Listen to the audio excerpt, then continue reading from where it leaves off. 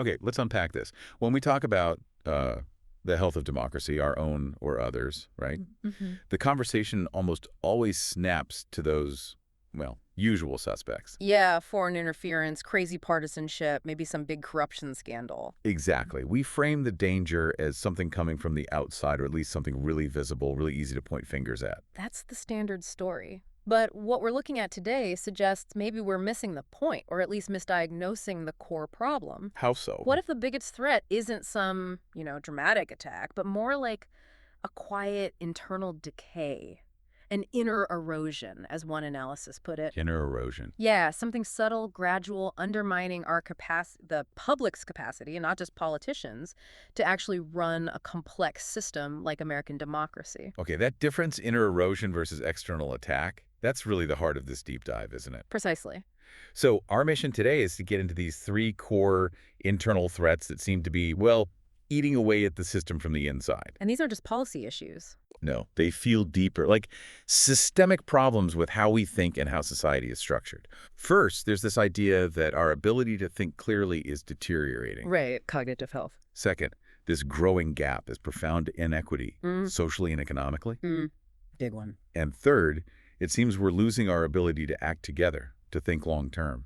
And understanding that framework, it really shifts the focus. It puts the responsibility back on us, the citizens. I mean, Well, if we just keep fighting the symptoms, the latest bad law, the outrageous tweet, but we ignore this underlying decay. then the system weakens anyway, no matter who wins an election. Exactly. So for you listening, really getting a handle on these internal mechanics, that's where the key is. That's where we need to build resilience. All right, let's start with the first one then, the individual mind. It seems foundational. It is. A strong democracy needs people who can think critically, Right. people who can sift through noise, who can challenge authority when needed. And maybe crucially, who can actually sit with complexity. Not just jump to the easy, simple answer. But that's not really what we're seeing today, is it? No, the reality seems quite different. Our collective cognitive health, it looks like it's going downhill fast. And this isn't just a feeling. No, there's data suggesting this. Higher rates of chronic stress, anxiety, actual clinical insomnia. And our collective attention spans seem to be getting shorter. And what's driving that? A lot of it seems to point to what's called the incessant cacophony of digital life. Basically, this constant stream of information, alerts, updates. It's designed to keep us hooked, agitated maybe. Right. Engaged, but not necessarily thoughtful or informed. It just wears us down. And I was struck by how this digital environment doesn't just tire us out, it kind of weaponizes that tiredness. Explain that. Well, we know this now, right? False information, especially the really emotional stuff, it just travels faster and further along than the truth. Mm-hmm. Outrage gets clicks. Exactly. The algorithms reward engagement. And what's the easiest thing to engage with when you're tired or stressed? Anger. It takes way less mental energy than, say, careful fact-checking or critical thinking. Precisely. And that's where it gets really dangerous for democracy. Because when people are cognitively overloaded, tired, constantly bombarded, they just stop asking the hard questions. They sort of outsource their thinking. Yeah, maybe to the loudest voice or the one that resonates most emotionally instead of carefully weighing things up. There was this really powerful, almost chilling point made. Which was? That our lack of focused attention is actually what allowed the system to become vulnerable. It wasn't just attacked from outside. Our own internal state, our distraction, kind of opened the door. The decay came first. Wow. Okay, so we've got a society that's tired, distracted, easily angered. Not a great foundation. And that exhaustion, that mental fog, it must feed right into the second threat you mentioned, this growing division, this inequity. Absolutely. It's described as a kind of slow-acting poison, pulling society apart. And when we talk about inequity, we usually mean money, right? Wealth gaps. That's part of it, definitely. But the gap is wider than just dollars and cents.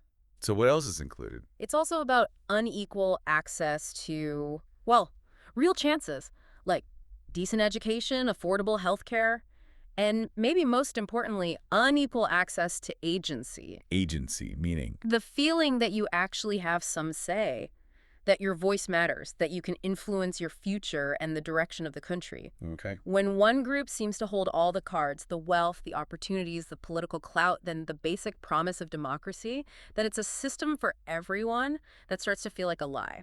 And the result of that is pretty clear, isn't it? People lose faith. A catastrophic loss of trust in the system, yeah. When people see the rules are rigged or seem rigged for the powerful, they logically start thinking, well, why bother? My vote doesn't count anyway. My voice isn't heard. Right. And that creates this huge vacuum in civic life, in engagement. And vacuums usually get filled, don't they? They do. Political systems hate a vacuum. So what fills that trust void? Let me guess. Something that promises easy answers again. Exactly. Very emotional, often simple. Populism tends to rush into that space. Yeah. Charismatic figures pop up who thrive on the resentment and the anger that brews from that inequity. They don't offer complicated policies. No, they offer certainty, they offer someone to blame, they promise quick fixes to really complex problems, which sounds great if you're already exhausted and feel left behind. So they actually benefit from the turmoil. They flourish in it. It validates their whole "the system is broken" narrative. And this shows how that economic and social divide isn't just bad for the economy, it actively messes with the democratic process itself. That's a really powerful link. Mental fatigue makes society fragment, and that division fuels forces that are against the system itself. Which brings us to that third internal threat. This feels maybe the scariest, looking ahead. Our shrinking ability to deal with massive long-term problems together. Yeah, the short-term thinking trap. And we're facing some huge ones, aren't we? Climate change, the AI revolution. These are mentioned specifically. Colossal challenges. They demand serious, long-term planning, probably some sacrifices, working together across generations. But how can we possibly do that if our collective attention span is shot and we're so divided we can't even agree on basic facts? Let alone have a sustained grown-up conversation about solutions that might take decades. Yeah. We seem stuck in just reacting to the latest crisis, the latest tweet. It highlights this mismatch, doesn't it? Politics runs on, what, 2-year, 4-year election cycles? Right. But tackling sea level rise or figuring out how to handle super intelligent AI, that's like 30, 50-year problems. Exactly, and the political system just isn't built for that. The incentives are all about winning the next election, putting out today's fire. Not building the fire station we'll need in 2050. Precisely. That collective you need, to fund long-term research or make changes that might be unpopular now but necessary later, or build massive new infrastructure. It just evaporates when everyone's caught up in the daily outrage cycle. So what does democracy need to survive this era then? According to this analysis, it needs vision, collaboration across divides, trust between citizens and institutions. And those are the exact things being eroded by the mental fatigue and the social divisions we just talked about. It's a worrying picture. The cognitive drain, the societal split, the short-sightedness, they all feed each other. Okay, so we've painted a pretty bleak picture of the internal problems. A tired mind, a broken society, a myopic view. Diagnosis done. But the good news, hopefully, is that the analysis doesn't just stop there. It actually offers some solutions. Yes. Prescriptions for the cure. And just like the problems are internal and systemic, the solutions have to be too. They need to go deep, trying to restore some clarity, maybe some empathy, some balance. And crucially, since the problem starts inside us, the solutions have to start there too. So first things first, addressing the mind. Solution number 1, cognitive well-being. Yeah, this can't just be a personal problem anymore. It needs to be treated almost like a national priority, public health, but for the mind. Okay, but what does that actually mean, Yeah. practically speaking? Just telling people to stress less? No, it's more concrete. 3 main areas pop up. First, education. Much better civics and media literacy, starting early. Teaching how to think, not just what to think. Okay, makes sense. Second, Real access to affordable mental health support, helping people manage the burnout, the anxiety, the stress that's fueling so much of this. and the third is maybe the trickiest, fixing the digital world. Yeah, restructuring the digital landscape. That's ambitious. How? It's not just teaching people to spot fake news, is it? No, it's deeper. It's about changing the basic incentives of how information flows online. So are we talking regulations or trying to nudge the tech platforms? Probably a mix. But the main idea seems to be less about banning content and more about transparency and holding platforms accountable for their algorithms. So trying to create an online world where thoughtful stuff and truth get rewarded, maybe financially, instead of just whatever goes viral and causes the biggest reaction. That's the goal. It likely needs both public pressure and some smart regulation to make platforms better digital citizens. Right. Then solution 2, tackling that division, reducing the massive disparities. Yeah, closing the gap. And again, this isn't just about being fair, though it is that too. It's presented as crucial for democratic resilience. Because to get people to trust the system again. They have to feel like it actually works for them, that they have real agency. And agency, like you said, isn't just having a job. Right. It means concrete policies that build trust from the ground up. Things like fair wages that actually keep up with how much wealth is being created. Healthcare that people can actually afford that doesn't bankrupt them. Education systems where your zip code doesn't completely determine your future. So showing people that the system isn't just for the elites. Exactly. When people aren't constantly struggling just for basic dignity and survival, they actually get back the mental bandwidth, the time, the energy to participate in civic life properly. Makes sense. You can't talk about democratic ideals if people feel the system is fundamentally unjust to them. It just rings hollow otherwise. Okay, that leaves solution 3. Getting back our ability to think long-term. Restoring long-term contemplation, yeah. Because if we can't see past the next election cycle, we're basically guaranteed to mishandle AI and climate change. So how do we lengthen our focus? It needs institutional changes. It does. Ideas include things like deliberately supporting institutions or groups whose whole job is to think about future generations. Like what? Think tanks?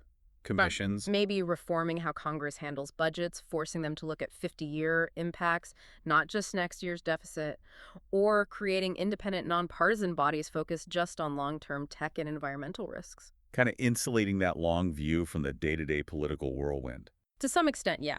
Creating ways to make future risks feel real now, even when it's politically inconvenient. So building structures that reward thinking about the big picture, statesmanship, rather than just immediate political wins. Stretching the national timeline, basically. Okay, so if we pull all these threads together, the mind, the social fabric, the time horizon.